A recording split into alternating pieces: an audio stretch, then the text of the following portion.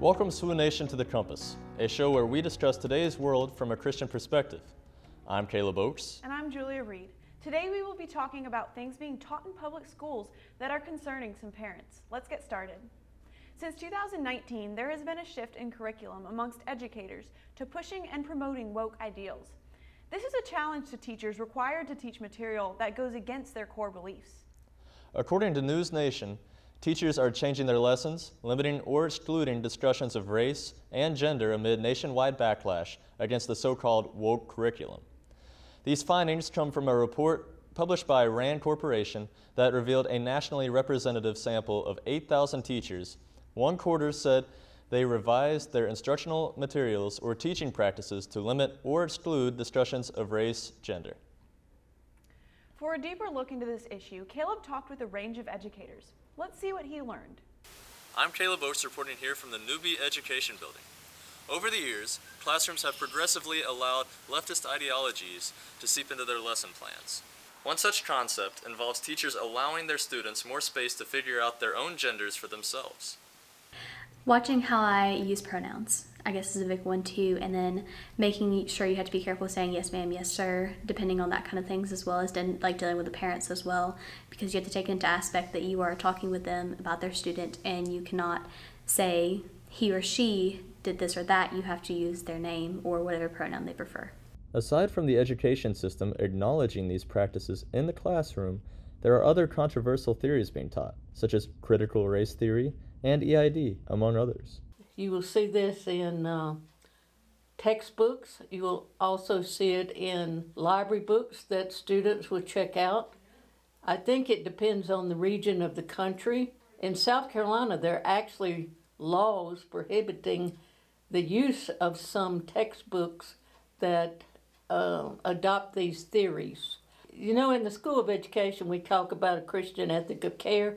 Even though I disagree with some of these philosophies and some of these ideas that are being pushed now, I still can show love to the individuals through a Christian ethic of care, and by talking about the Word of God, then I think we can combat some of the things. I think that it's good that we're in a Christian school because we can let our future teachers know about some of the issues that they will be facing, and also help them in ways that they can model the Christian perspective to their students. I'm Caleb Oakes from Central South Carolina. Good information, Caleb. We'll discuss this further with Dr. Michael Hyland and later education student Callie Letcher. This is what winners are made of. This is what leaders are made of. This is what scholars are made of.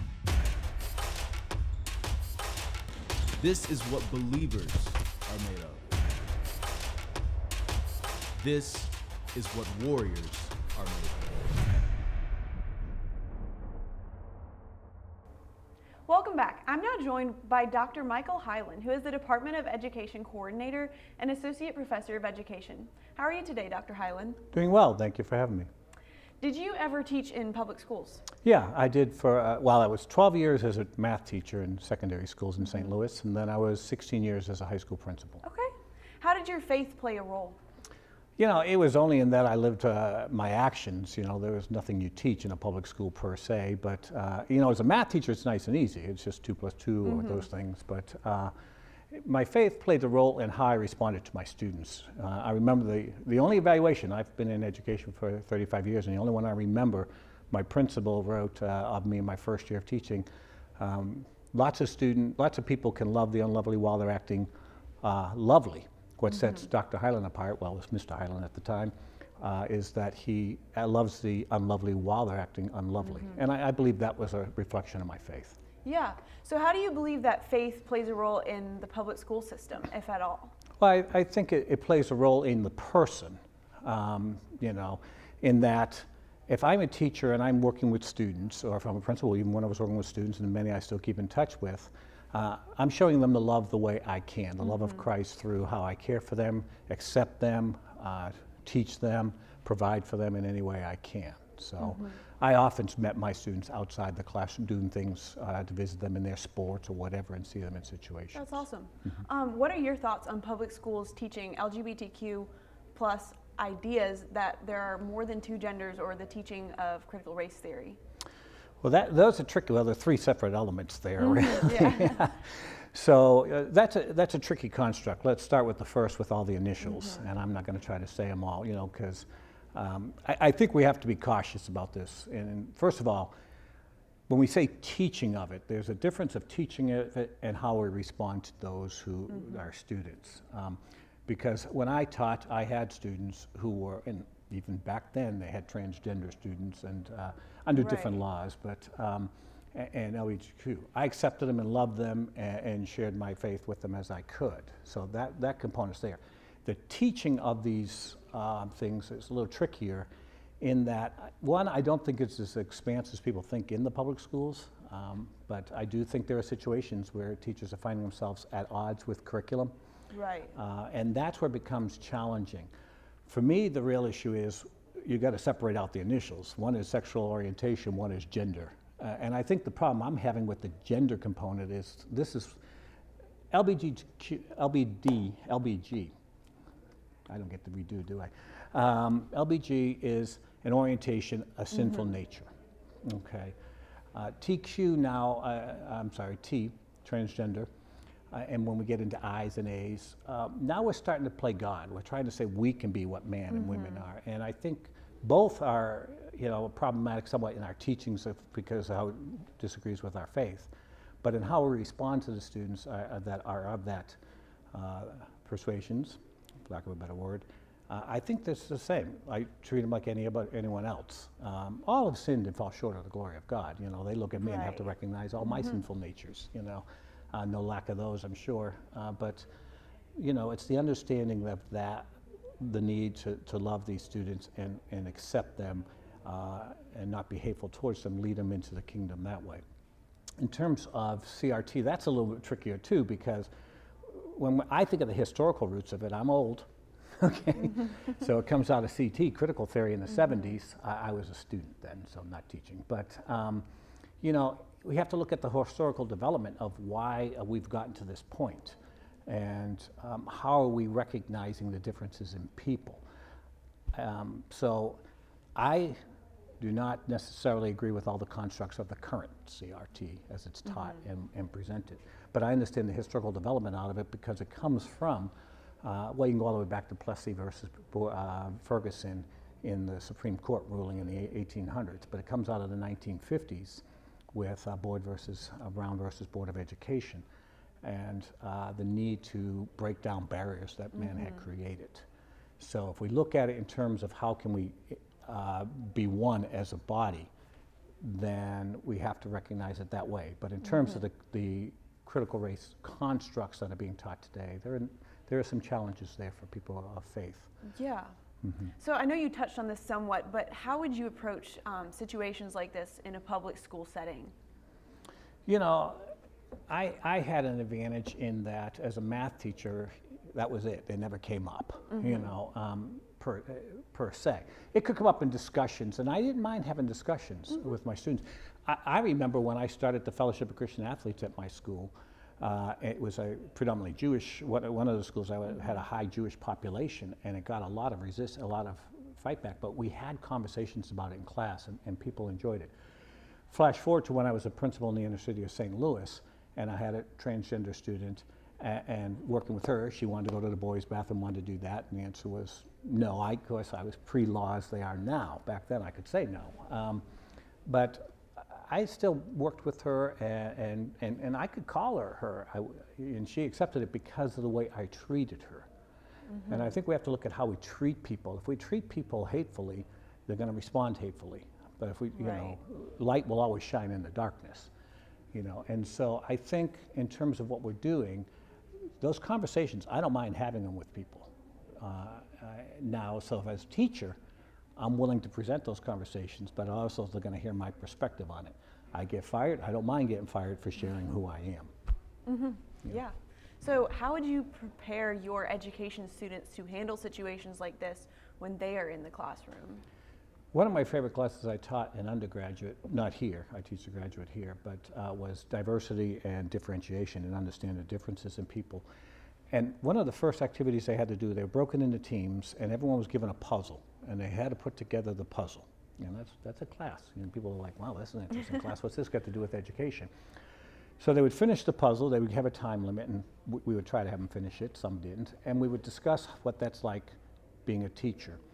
And one of the components that always comes out of it is, this is what our classroom is like. We have these people who come in all sizes, shapes, differences, colors. And your job as a teacher is to weave them all together into this beautiful picture. Anyone who's missing takes away from that picture. So you have to find a way to bring them in. So we talk about how faith played a role. That was a Christian university I was at the time teaching that course. I would do it in a public university too. How do you get everyone to feel accepted and loved and cared for and have the opportunities to share their perspectives and yet have everyone be open and honest so we weave together into one picture, if that makes sense. Yeah, that's awesome. Thank you so much for your insight and for your time. We'll be back after the break.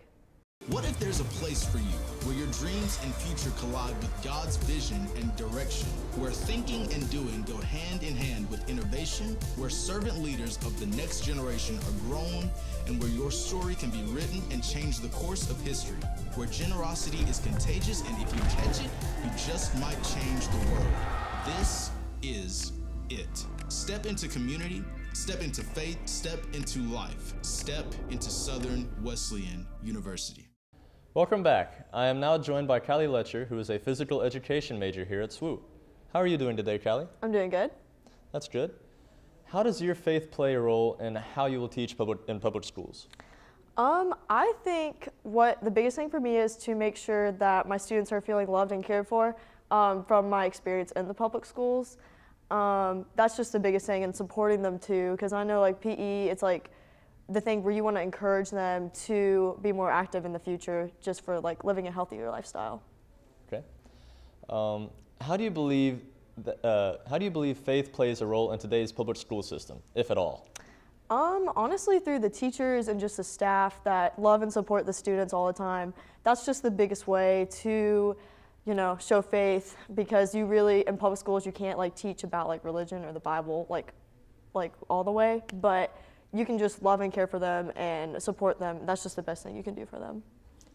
What are your thoughts on the teaching of LGBTQIA+ ideas in school today? Honestly, it's pretty much everywhere in the schools, just because, you know, public school, you have a lot of different range of people. I mean, just being there for the students, I know it's not something that as a Christian we totally support and everything, but it's just something where you can just be there and love for them and care for them no matter what, and just show that you are there for them and it's not judgmental or anything like that. Do you feel like you are being prepared to handle teaching these woke ideas in public schools? Yes, I do feel like I'm prepared. I think SWU really does a great job of getting us out in the schools and doing a lot of practicums and just a wide variety of range of schools, because like I go to like elementary, middle, and high school. So I get to kind of see a lot of different schools, a lot of different students, and my parents are teachers, so I just have a lot of experience in the school. So. What are your thoughts about gender roles and sexual ideas being taught as early as 3rd grade? I mean, I think it's pretty crazy that they're being taught that early, because when I was a kid, I didn't really understand it that young. But I mean, it's just kind of in our culture today, and I think just trying to support them, again, love and care for them. I know that's something that's pretty hard, but I think just being a support and loving and caring for them and making sure, especially in PE, that they are safe and that they're learning and enjoying it. So, yeah. Okay.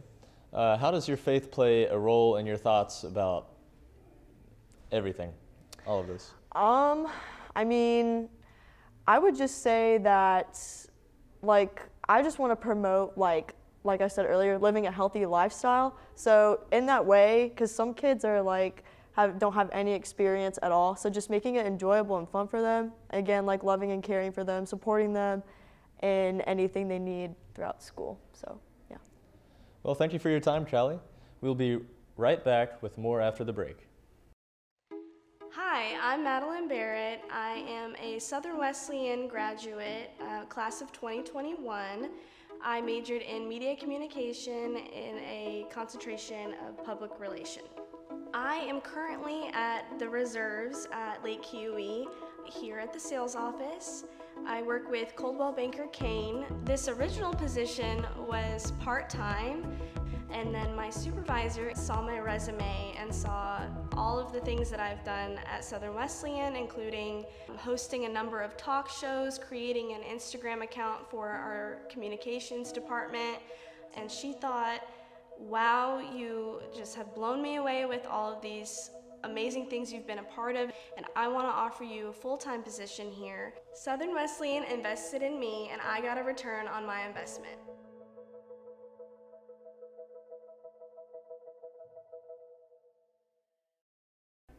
We've noticed on the news there have been several instances where teachers have been educating young children on issues regarding sexuality and gender identity. Caleb, what are your thoughts on this? Well, honestly, I think from a Christian perspective, I think that it's very important that, as our interviewee said, that we're there for the kids, there for them to be the good role models that, we can be, and just love them and give them as fun of a time as we can, while also, upholding the law that we have right now. And obviously we can't cross the line too often. Everybody has their own personal choice. And so if you want to be whatever way you want to be, you can be that way. And we just got to be there for them and love them and show them our light as Christians. Right, and I think it was what Dr. Hyland said about like showing the child that you love them, and how you treat them is how they'll treat you. And I think it's really important just for teachers and educators nowadays to really just love the kids that they're dealing with, regardless of how they choose to live their lives, and to teach what they know is true, and to just take it from there. Thank you so much, Julia, for that, and thank you all so much for joining us on this episode of The Compass. Join us next week as we talk about the teen vaping epidemic from a Christian perspective.